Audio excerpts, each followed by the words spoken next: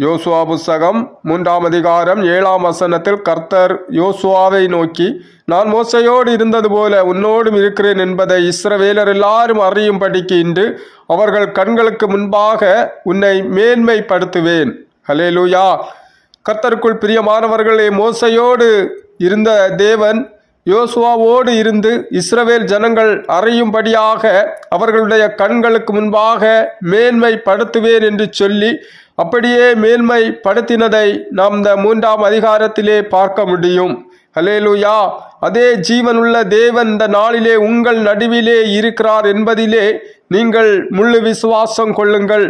அன்பானவர்களே, உங்களை தேவன் எந்த காரியத்திற்காய் அழைத்தாரோ அந்த ஊழியத்திலே இந்த நாளிலே உங்களை கொண்டு ஒரு மேன்மையை செய்ய போகிறார். மேன்மையான காரியத்தை செய்து உங்களை நிந்தித்த கண்களுக்கு முன்பாக, உங்களை பரியாசம் பண்ணின ஜனங்களுக்கு முன்பாக உங்களை கர்த்தர் மேன்மைப்படுத்த போகிறார்.